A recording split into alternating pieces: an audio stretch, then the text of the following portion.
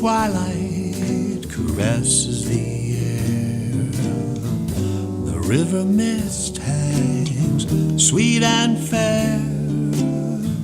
The evening swallows, they whisper there too, dancing on the moon.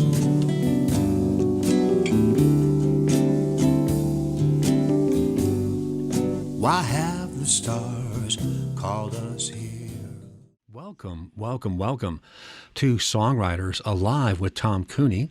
This is our monthly live show, a recorded live interview with a regional songwriter who talks about their craft, how they started, what their influences are, and most importantly, how you can find their music and support them. Our special guest this time around from New Jersey is Kathy Moser. Hey, Kathy. Hey, Tom. Thanks so much for having me, man. It's very good to see you. I love your music. Thank you. This is wonderful. Bernie Drury was one of our earlier episodes, and he's a member of the New Jersey Songwriters, Skyland Songwriters Guild, as are you. And a number of people have pointed me toward you. And then you reached out, which was great. You will find Kathy's music to be original and positive and a real ball of insight and energy and great guitar skills. It's very, very good to have you here. Thank you so much, man. I really appreciate it. Well, first of all, how have you been faring as everyone else has been in our unique situations where the vaccines are ramping up and people are finally getting shots, but we're kind of still in the pandemic? And what's your music world been like? Well, I mean, I have to say I've been super lucky because I work in a lot of mental health facilities and they are jammed because so many people are suffering. So I've actually been working continuously throughout the pandemic, unlike a lot of my touring musician friends. So I'm super grateful for that. I've also been had a lot of exposure. Every facility I work at has had active COVID cases. We actually lost 4 staff members at one of the hospitals that I work at, including one 2 weeks ago. So I've been very isolated because I have like so much exposure. I just can't be around people because I can't give it to someone else. I've been super healthy, taking a lot of precautions, but and also super grateful to be vaccinated, and so grateful the vaccines are rolling out so strong in New Jersey with these mega sites we have. Yeah. And so I'm really grateful, and I've been really lucky, and it's also totally affected me, right? Like just like everyone else, I'm grateful that I haven't had a big financial impact, and I haven't gotten sick, but it's still not nothing, you know? Yeah, yeah. Well, first, thank you for being one of the many frontline people. It is just wonderful what you people are doing, and every kind of frontline person, a delivery worker, a retail worker, but most importantly, people who are working clinically, of having to be there and helping other people is just a great positive thing. So thank you for that.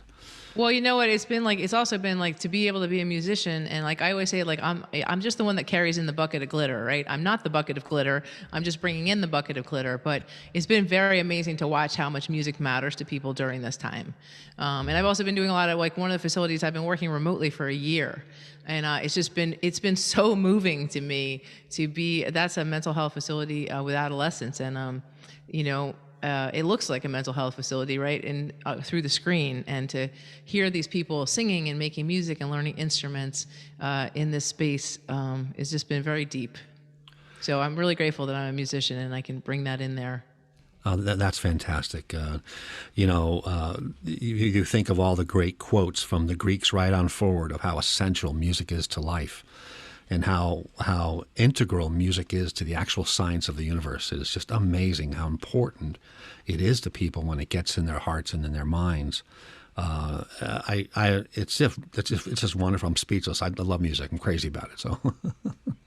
Yeah, and I tell you what, so like it's one thing to see it like in a folk club, right? And it really matters to us, or at a festival, and it's another thing to see it like in a locked unit, and to see how many talented people are in there, and how it lifts people up and brings people together, and carries people through a dark time, you know. So yeah, I'm really honored to be able to do it.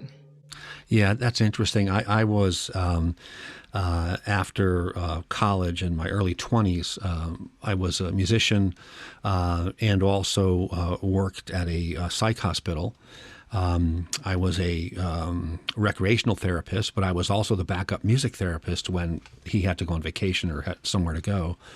And I know what you mean about how important positivity and is in that kind of environment, and how much people value things like music.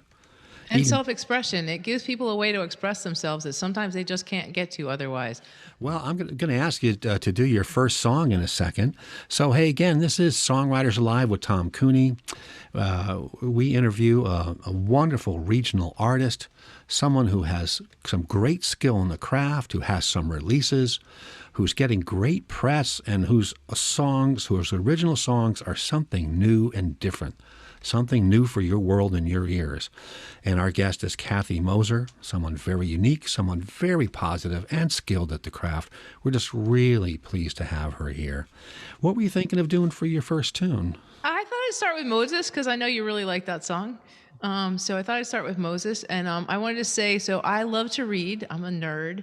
I love science and I love to read. And so this is not a religious song. It's just basically a teaching story song. But I'll just tell you this, is that when I grew up in the Christian tradition. And so when I heard the story of Moses, I just kind of assumed that he was dry when he parted the Red Sea. But if you go back to the earlier writings of it, the dude was up to his neck in the water. He was all the way into the water. And so this is a song for everybody who was just walking into the water to make it part and to change their life and change the world and like that. Wonderful. So, and I'll talk about the songwriting of it afterwards if you want to a little bit.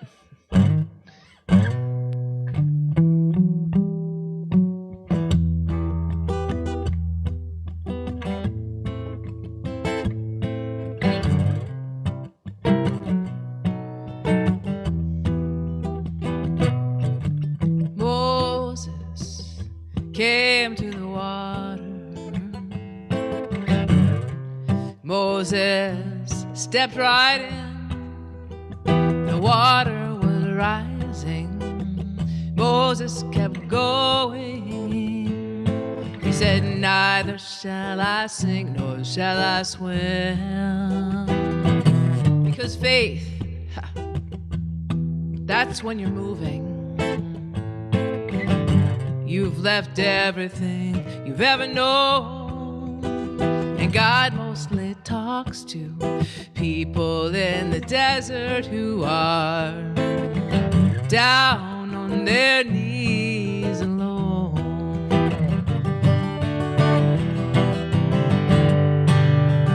Every ocean opens when we walk into the water of our fear.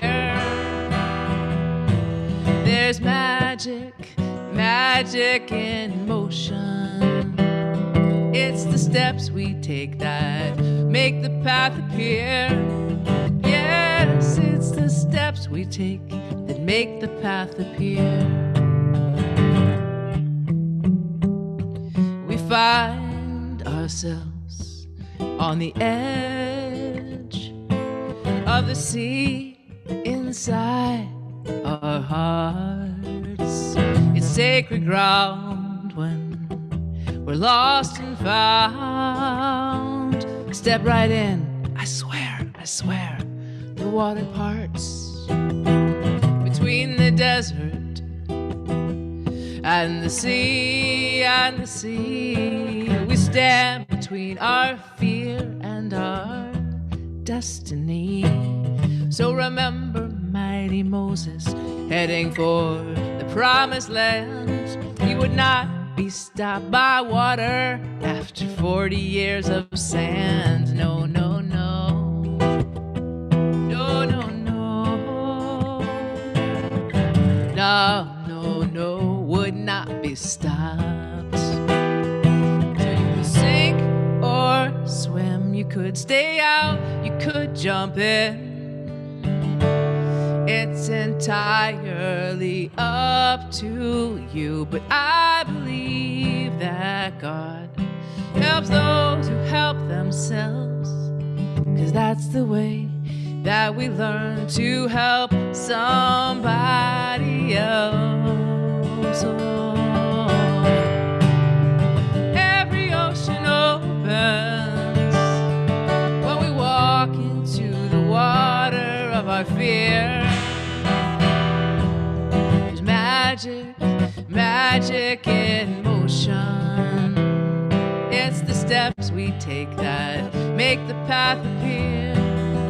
Yes, it's the steps we take that make the path appear.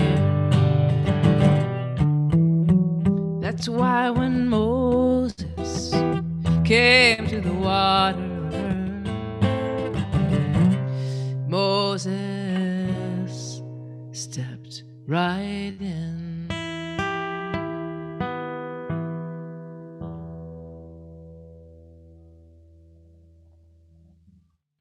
That was wonderful.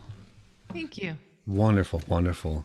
A lot of positivity in that message about not being afraid and meeting the opportunity, and this comes out in some of your other songs that I've listened to about people creating their futures by action, and regardless of situation, you have to do certain things. And 100%.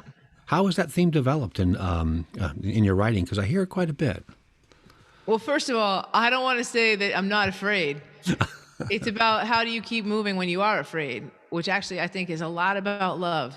It's a lot about love, about telling the truth, about having friends that support you, having a vision you're heading to, and taking good care of yourself. Because courage is not the lack of fear. Courage is figuring out how to keep going when you are scared. You know, because things are scary and change is hard and it's embarrassing and awkward and uncertain, you know? So love, self-love, love of others. But I absolutely, we create our own reality with our thoughts and our actions. Totally, 100%. Yeah. And and you can change that stuff. That's a cool thing. You know, we know this from the recent science, little nerd alert here, but like all the neuroplasticity says, you know, people are, first of all, I just like to say, if what I'm about to say is like, sounds woo woo to you and you think like, oh, mantras don't work, whatever. Like people have mantras already. They have negative mantras. Like this isn't going to work out. Like this isn't going to work out. Like this isn't going to work out. There's no point in trying. You know, it's not going to work for me. I don't, you know, that's the mantra. You're just saying it already. So if you could change that mantra, I love that about music. You know, so many of us use music that way. We use it to inspire us. That's why we play it in the football locker room, right? Before the game, and in a lot of other spaces too. But yeah, so I do believe you could change your own reality with help and with self-love and with purpose. Yeah. And do, man, like go big or go home. Like, this is like a one-shot deal as far as we know. And I want to end up feeling like I did it all. That's neat. That is really neat. For all of you songwriters and song-loving people out there, this is one of the great parts about this show. We get to talk about the craft, and even sometimes like this, we get to talk about the motivational and insight layer before the craft. What's driving the craft? So this is really, really neat stuff. I would just say about the craft, I rewrote that song 16 times. I'm not kidding. I rewrote that song 16 times. It's honestly, it's the most rewritingness I've done on a song, but and most of it was taking stuff out. I had like a lot more, you know? Yeah. So. Oh, yeah. Well, the craft always has to occur. No doubt about it. That's amazing. So keep in mind out there in the audience, a lot of times when a songwriter gets stuck or when there's a younger or novice songwriter, they're trying to write inside the song, crafting inside the song without stepping away to say, what is the emotion or the insight driving this song? What do I feel? What do I think? And I'll actually tell you on my little recording device, like now I use my phone, of course, but before my digital recording device, I will often say while I'm writing, I will speak. I will say, what I'm really trying to say is blah, blah, blah. Yeah. And then I'm like, how do I put that into music, you know?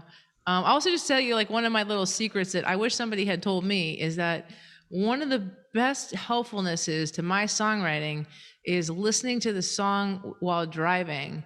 I actually do not have a realistic perspective when I'm playing it and I'm writing it. So, I mean, like someone like you or Moses, I don't know, 75 voice memos that are then like labeled in some helpful way, like, hey, possibly better second verse, or, Yeah. I think this might be the bridge or whatever. But it's when I'm driving, that's when I listen a lot, is that it's obvious. I'm like, oh, it's that one. Like I tried it like 3 different ways. It's that one. And I Interesting. cannot figure that out with a guitar in my hand. I just can't. Because Yeah. I don't know why. I have no idea That's why. interesting. A lot of artists say that of many different kinds of art, that when they're working with their hands or doing something, that's often when insight comes from the side or something tangential occurs. Yeah. Right, right. Like one of my favorite writers is Isaac Asimov. He was a science fiction writer, but he's also the only guy, as far as I know, at the point of his death, he was the only writer to have a book in every single section of the Dewey Decimal System, which is pretty amazing, right? Like science, history, biography, Yeah. fiction. But he would the only reason he wanted to mow his lawn was because that's how he solved problems in his writing. Yeah. Yeah. That He didn't is. want to go on vacation, but he would, because he didn't like that. But he would mow the lawn. Yeah. Because that's For me, it's always been water.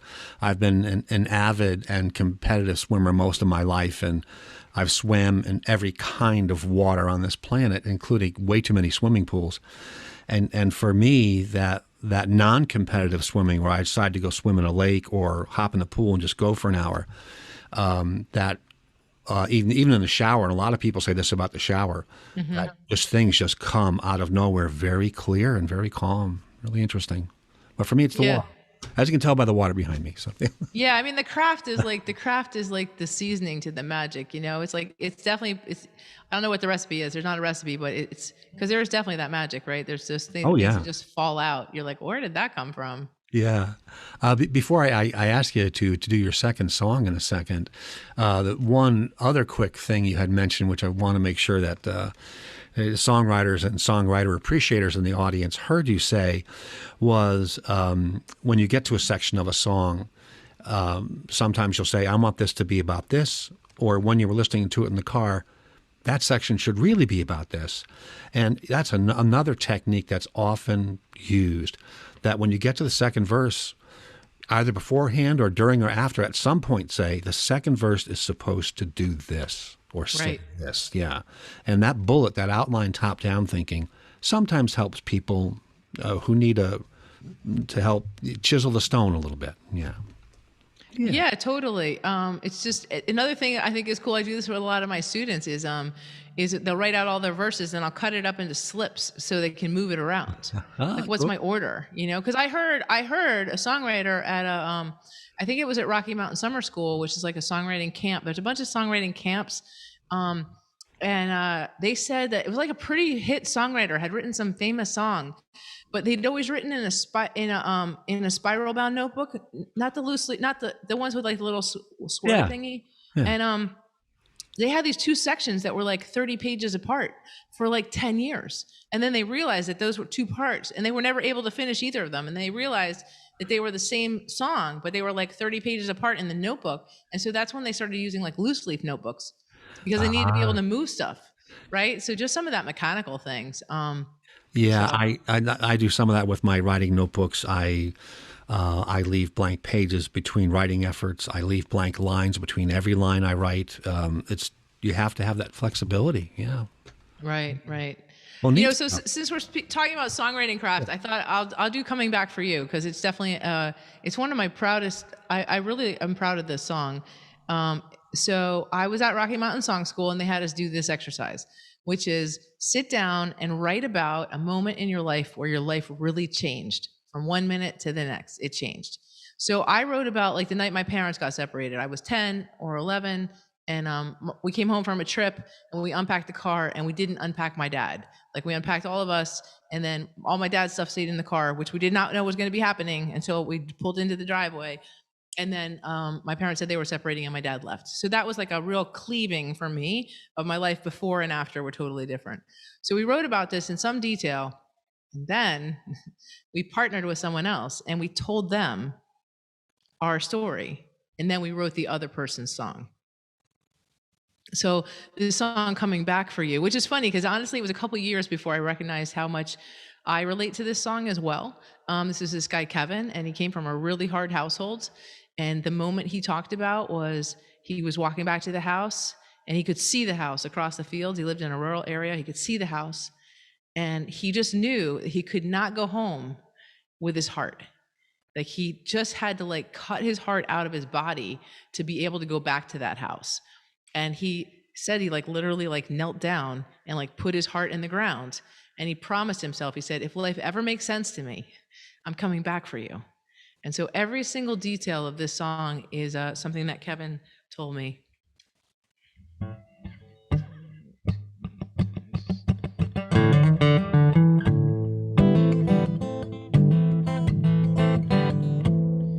He was 12 years old and a mile from home when something stopped him in his tracks.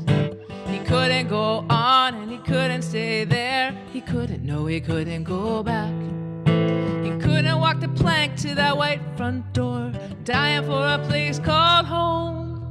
The youngest of 5, he lived in a house where everybody lived alone.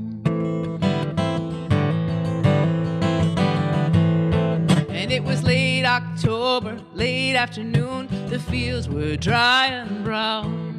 There was nobody else, so he said to himself as he knelt down on the ground, if I ever make sense of this life I'm living, I know what I'm gonna do. And then he buried his heart in the cold, dry dirt. He broke himself in two. Sometimes to survive, just to stay alive, this is what we have to do. No matter what it takes, no matter where I go, I swear, I'm coming back for you.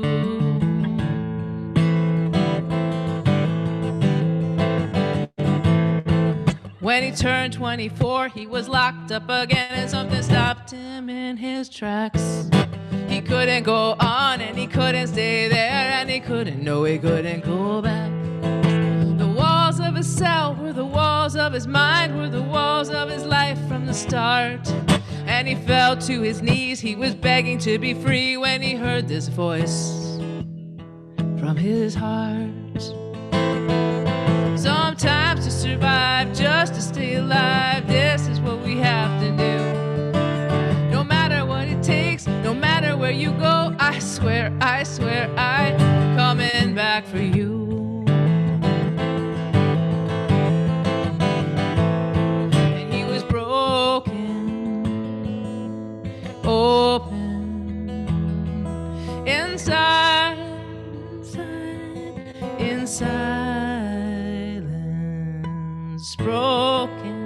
Broken, open. See the mirror, growing clearer. So now I'm here at 50 years, something stops me in my tracks.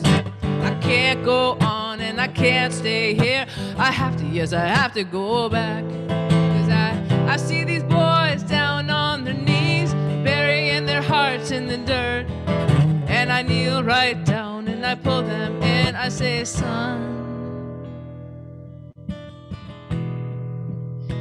I know how that hurts.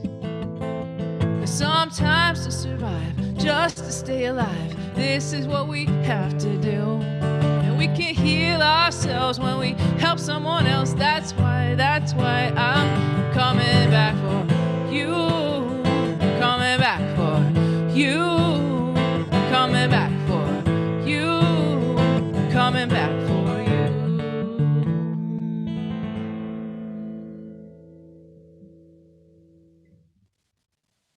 Boy, what a beautiful song. Thanks. Yeah. That is really neat. So you took each other's things you'd written and you wrote a song about it. In an afternoon. That's amazing. It's really neat. It's really, really helpful. I tell you what, for other songwriters, it's like, you don't have to like walk around waiting for your own life to inspire you. There's like 8 billion other people on the planet, So, and there's so many great songwriting exercises. And time constraints are your friend in some ways, can be. Yes. Yes, I have a number of quarterly songwriting challenges that I do with people, with that keyboard player from the intro, Gene Galligan, with the artist from Bethlehem, not for Coltrane, Michael Duck. We give each other challenges. And it's amazing, as the quarter winds down, the activity winds up on that. Yeah. It's amazing. I'm in a little bit. Your music is very inspiring, so I'm going to try to contribute something that hopefully is matching the theme that you're putting out here, which is positivity and caring and responsibility. And let me compliment you also on your performing skills. This is in Zoom and virtual settings. Some artists sometimes don't realize that it's still a stage. You are very animated and positive, and you deliver the song, and you sway your shoulders, and so. I'm kind of like a trained seal, honestly. Performance is like unique to me. But thank you. Oh yeah, I've definitely been working on that. I do it okay when I'm on stage, but in virtual, I'm always trying to do something. So this is a song I wrote about change and where change might be hiding, and how it might show its face and what you might need to do if it shows its face. It's called Coming Your Way.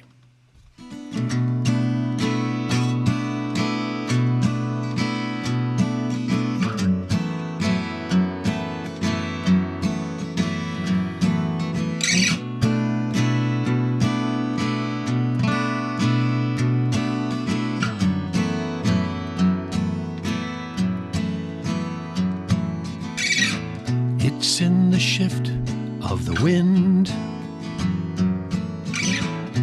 in the lowing of the light, in the first hint of feeling restless, where change does abide. It's in the first mighty geese riding north, in a bed of ferns crackling to life. It's when your heart learns it can't live alone. You know it is time. So take that step, small and unsteady. Take that breath, one at a time. Hold the now in the palm of your hand, sacred and wild. Steady your heart, steady your gaze, steady ahead, there's only today.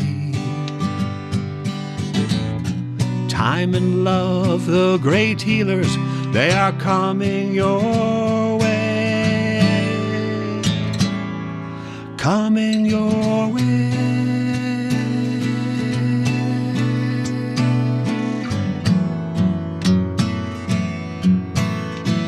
Coming your way.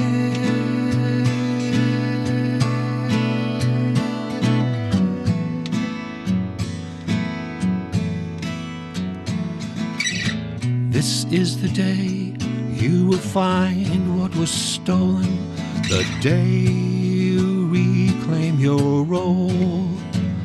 It's the day the ice breaks on the great river. Soon love will flow. So take that step, small and unsteady.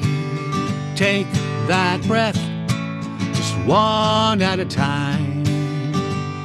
Hold the now in the palm of your hand, sacred and wild. Steady your heart, steady your gaze, steady ahead, there's only today. Time and love, the great healers, they are coming your way. Coming your way.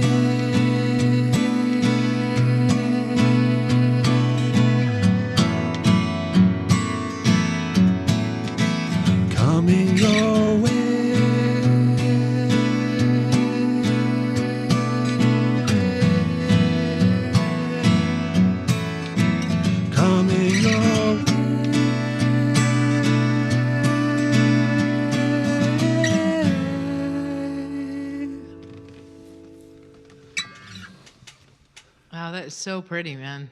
Thank you. Yeah, so sweet. Thank you so kindly. Yeah, it's been a theme in a lot of my writing for the last 2 or 3 years of characters or songs where the protagonist is at the edge of change. They've done the repair work, the emotional work. They've gained some form of insight, and they are there. So it's coming your way, or a change is about to happen, and it's about that turn. It's about that pivot. So it's the theme has been very strong in my writing. So yeah, so I like that song.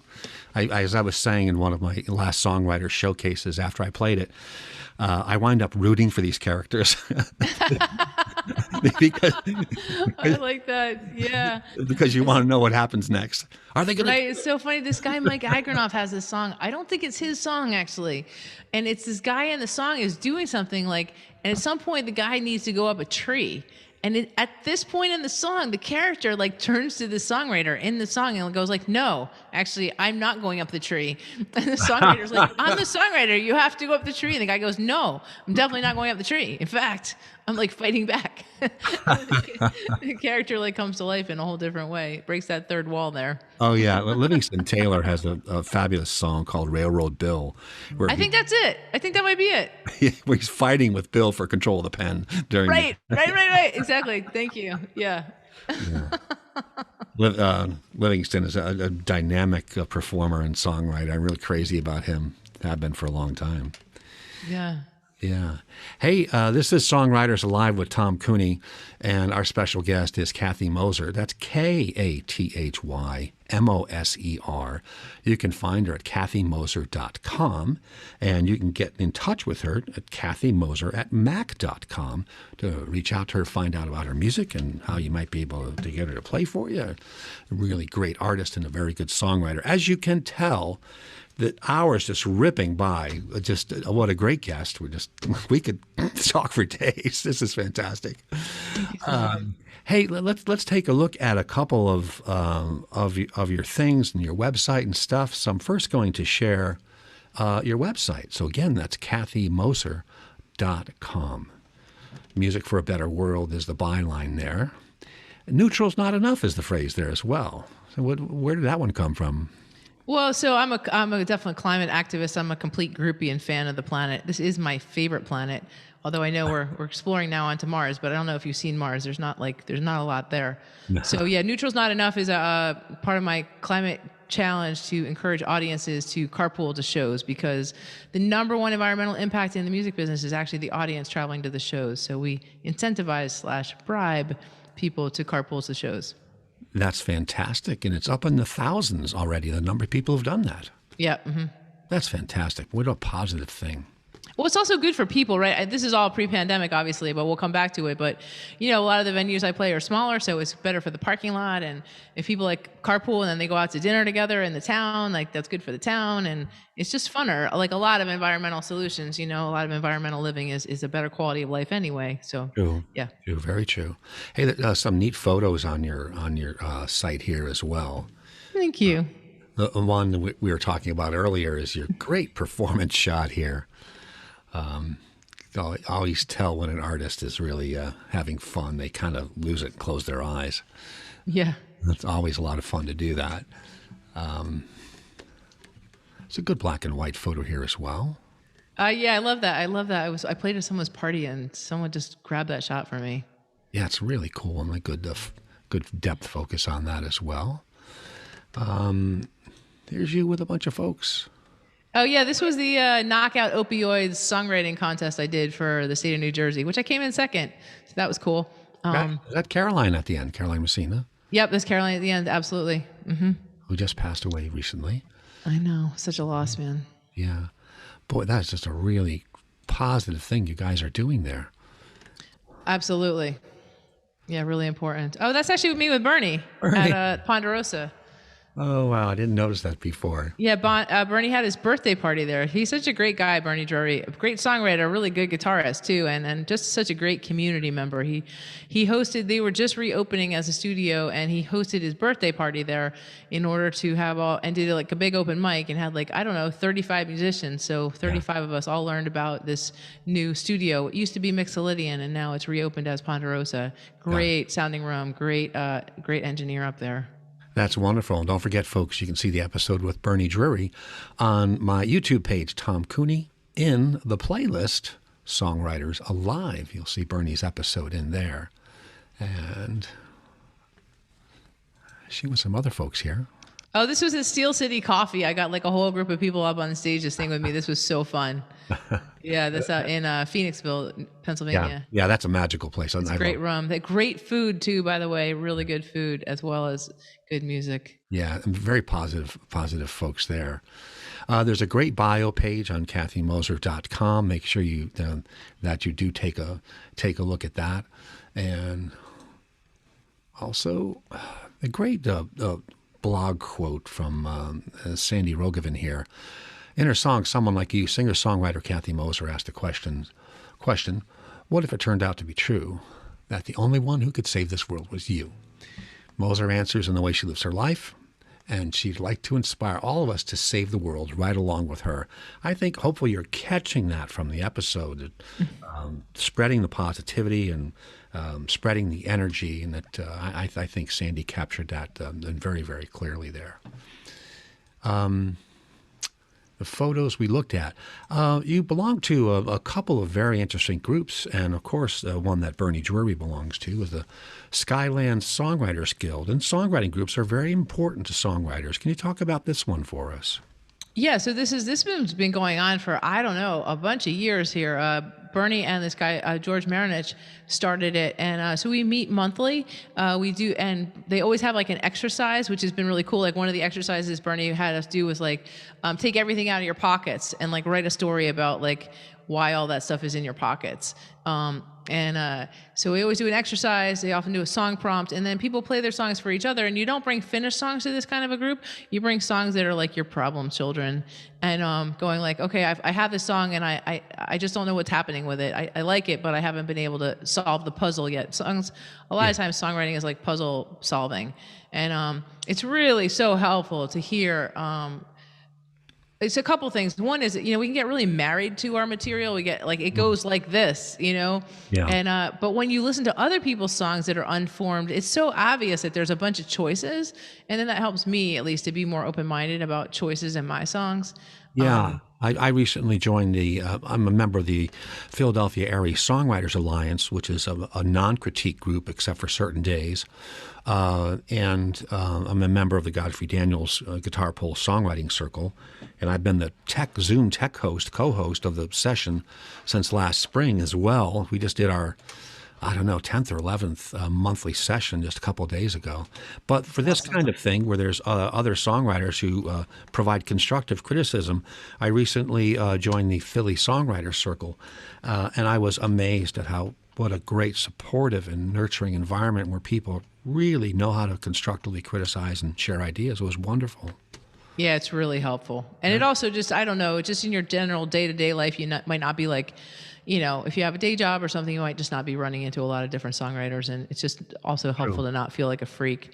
Also just like to say that Skyland Songwriters Guild is actually part of Skyland's music group. And they do all kinds of great things. They do festivals. They do education days. They book people. It's a great organization. I really encourage people to join that. Got it. Yeah, very good. Always good to meet with other songwriters, definitely. If you haven't done it, make sure you reach out. Another big thing that's part of your total music life is music for recovery. And can you talk with folks about that a little bit? Sure. Well, I am like super fortunate that I had a problem with drugs and alcohol, and I got some help about 25 years ago. I'm actually about to celebrate 25 years of continuous recovery, and I just realized at some point along the way that the process of making music and playing music has so much to offer to people in recovery. And so I started a company called Music for Recovery about 10 years ago. And we provide musical programming in drug and alcohol treatment centers around the country. And actually, we just got picked up by a venue in the UK as well. So we're going to be going international in 2021. So that's really fun. So we do songwriting workshops. We've actually written over 700 songs with groups of people in 2 hours, sometimes up to 40 people. One of the best songs we wrote in 2 hours with 40 people. Wow. That was crazy. That's amazing. And we also do concerts, and we also install studios, and we do instrumental lessons, helping people work on their recovery skills like slowing down, repetition, and a lot of other things through the process of making and learning music. And we've also had a lot of experiences where people, many people with substance use disorder have a trauma history. And we've yes. just had a lot of experiences where people were able to express something in a song that they had not yet been able to tell their therapist. And then they were then able to share that with a therapist through this process of songwriting. So we do that all over the country. I'm really honored to be able to do that. And I have a little team of people who you saw on that cover page there, myself, Alice Leon, and Ella. Ella's on the right there, Ella Y. She's a youngin', so we just keep her anonymity there. But I'll just tell you that chick, she's going to school to be a music therapist. And so we're really thrilled to have her on our team. A lot of fun photos up there. Like there's a picture of me with Steven Tyler, and there's a picture of me with Paul Williams, who's the president of ASCAP. Oh, I know. You probably have to scroll down to find those. But yeah, I don't really. Yeah, there's the one of me with Steven Tyler, and then there's like me with Richie Supa, who runs Recovery Unplugged and co-wrote Amazing. There's a picture of me with Ricky Byrd, who's in the Rock and Roll Hall of Fame. He played guitar with Joan Jett, and there's a picture of me with the legendary Paul Williams, who is now the president of ASCAP and also a big advocate for. And I think there's probably a picture of me with Bobby McFerrin, actually. I wonder, is there a picture of me with Bobby McFerrin there? There's a picture of me with what's his name, Liberty DeVito. He played drums behind Billy Joel. Oh, that's fantastic. If you want to reach out to Music for Recovery, there is a booking and contact page. They are musicforrecovery.com. That's the site that we're on, and certainly is a way to contact them for the great mission that you and all those folks are doing. Boy, really, really neat stuff. Thanks, man. Oh boy, you're busy. You've got all these things in your music world. That's fantastic. Yeah, thank you. I'm super grateful. I actually have not had a day job. I also teach. I teach a little bit guitar and songwriting and performance. And I haven't had a day job in like over 20 years. So at some point I was like, oh, there's like, I'm not actually ever going to be able to work for anyone else. Yeah. I'm completely self-employed now. Let's get rid of all those brown clothes. Yeah, I had a very long career in IT, from a technical novice right up through management consulting and strategy. I've been retired about 3 years. I played music in my 20s, as I said, and always played and always had a couple of students because I'm a strong player and a strong music theory guy. And so when I retired, it was, okay, I'm going to hop back on the horse or the bike and see how far this goes. And so far, it's been productive and fulfilling and exciting, back teaching again and performing solo. The emphasis big for me right now is songwriting. I do play with a blues trio once in a while, and that's a lot of fun as well. But I described it to a friend of mine a couple of months ago. I wasn't trying to say it. It came out like all good things. I said, well, I'm living inside the music. I think in music terms, and I experience in music. And it hasn't been that way for a long time. The world is music. That's awesome, man. Yeah, I would say to anybody listening, like if you love music, first of all, if you're young, what's cool about music is you don't have to outgrow it. There's stuff you have to outgrow. Music is not one of those things. Totally. And the whole just playing for your own enjoyment and in your own community is like, it's the way people have played music through almost all of human history. The rock star thing is cool, but it's a complete aberration. And it's not the main use of music. And to play music with your family and your friends, for your church, in a local group, just for your own enjoyment, is completely worth it. Absolutely, totally. The big star dreams are the big outliers, the big exception. And we say this to the young songwriters all the time. It's an experiential craft. You get better by doing it, like any art, like any craft. You just have to do it. So do it. And if you want to go to an open mic, go ahead. If you want to go to a songwriter circle and share a song, go ahead. You're going to be as nervous as every other person who's ever been there. And they all survived, and they all got better at it. So just do it. Right. I'd also encourage you, if you haven't played in an open mic and you're worried about your nerves, I encourage you to commit to doing it 10 times before you have any opinion about it. Because your nerves are going to blow you up a couple of times, you know? Yep, absolutely. But that's energy that you can harness. At first it'll blow your fuses, but you can learn to direct and harness that energy. Very much. But like don't give up after one. Don't give up after two, man. Give it 10 times and you'll start to hit your groove and you'll start to understand how to do it. A lot of people like blank out on stage. A lot of people can't catch their breath. Oh, yeah. Yeah. It's all normal. All normal, yeah. So, yeah, just give yourself a chance because being able to express yourself, like, there's nothing like it, you know? Yeah. It's like a little kid that, like, pulling at your sleeve. If you don't feed it, it will not leave you alone. It'll just follow you around the rest of your life. Like, yo, let's play some music. Yo, let's play some music. Yeah, it's knocking on the door for a reason. Go answer it. That's right. Stuff. Hey, this is Songwriters Alive with Tom Cooney. Our guest this month is Kathy Moser, KathyMoser. You can find her at kathymoser.com. And you can get in touch with her at kathymoser@mac.com. Hey, where's the best place for people to hear your music? I know you've got a great music page on kathymoser.com where a lot of your songs it's there. It's on iTunes. There's a YouTube channel. There's all that. I'm not doing the Instagram thing, but yeah, that would be the best way. The website, the iTunes, the YouTube channel. Wonderful. I think I'm on Spotify too.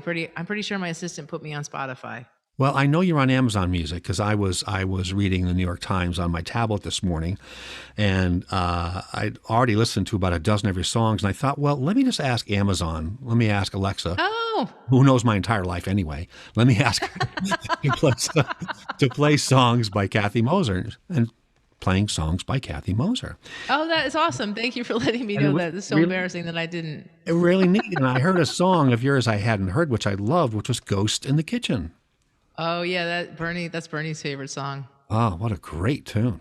Yeah, thank you. As you can tell, folks, there's so much good music here. Make sure you find Kathy Moser and support her. Again, the best way to support musicians always, but especially during these times, is to buy directly from the musician.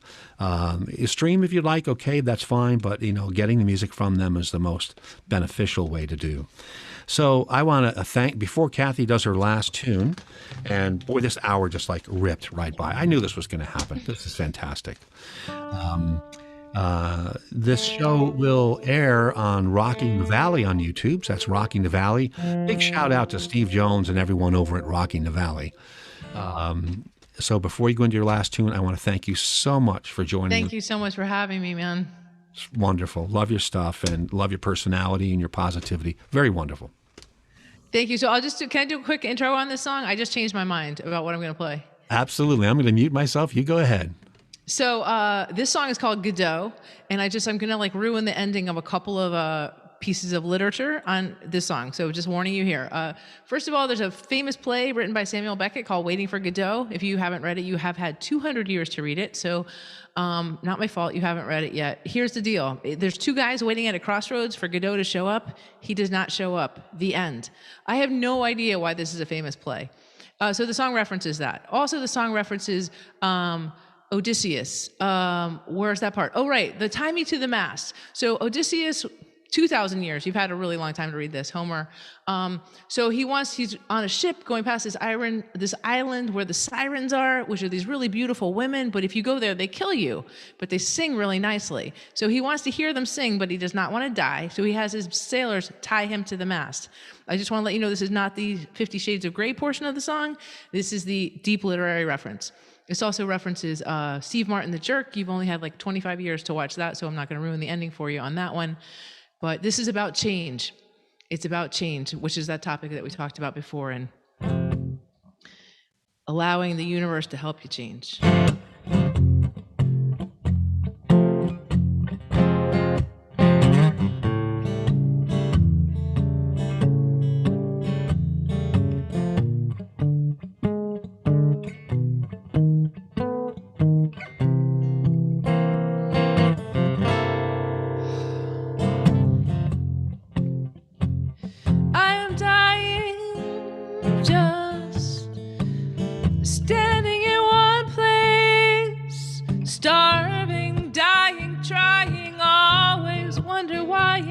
outside this door that's slammed in my face.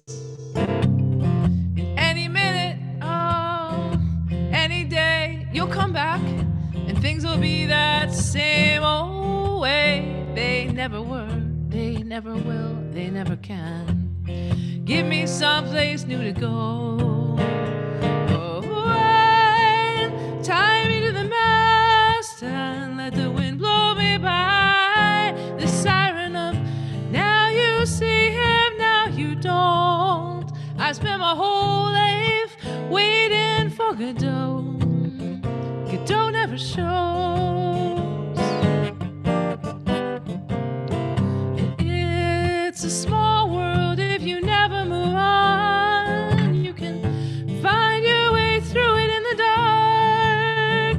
Take me out into the light of day. Take everything I know away. And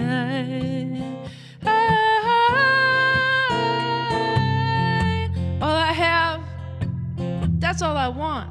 It's all I need. No, no, no. It's all I've ever known. Pick my feet up, God. I will put them down. Give me someplace new to go. Whoa, tie me to the mast and let the wind blow me by. The siren of keep everything just like it is. I spent my whole life waiting for Godot. Godot never shows.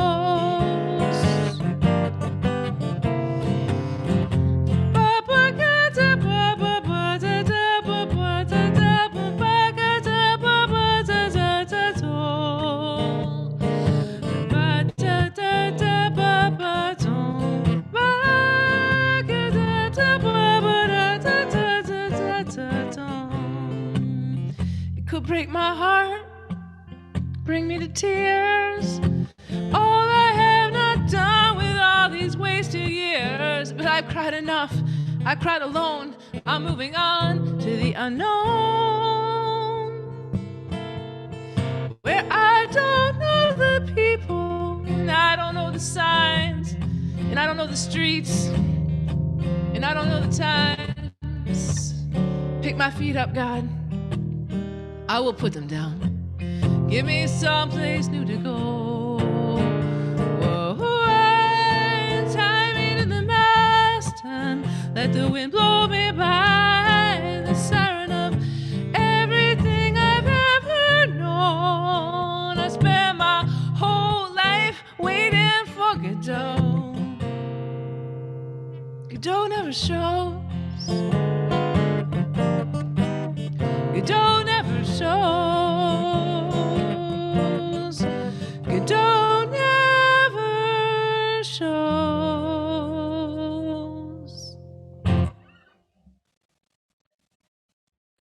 Very, very creative, very positive. Thank Very you. neat stuff. Hey, thank you again for coming on the show. Thank you so much, Tom. I really appreciate this opportunity. It's great to hear your songs too, man. It's great to listen to a wonderful songwriter like you. Thanks for sharing what motivates your songwriting. Thanks for sharing how you craft. And most importantly, thanks for sharing who you are and how much positivity you're trying to bring to where we all live and what we're all trying to do. It's really wonderful. Well, thank you so much for everything you're doing, man. It really means a lot to me to be able to have this opportunity to be with you today. You're welcome. Hey, don't forget, folks, you can find Songwriters Alive on Tom Cooney YouTube in the Songwriters Alive playlist. Look for this live airing Monday, April 5th at 7 p.m. on Rocking the Valley YouTube. Big shout out to Steve Jones and all the folks over at Rocking the Valley. That's up. It's a wrap, and we are gone. Thanks again, Kathy. Thank you so much, Tom.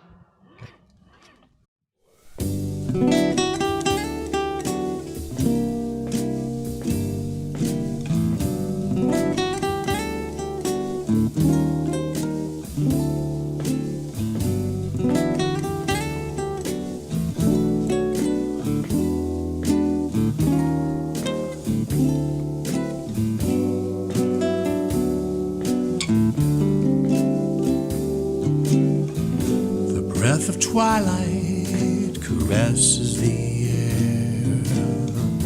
The river mist hangs sweet and fair. The evening swallows, they whisper their tune, dancing on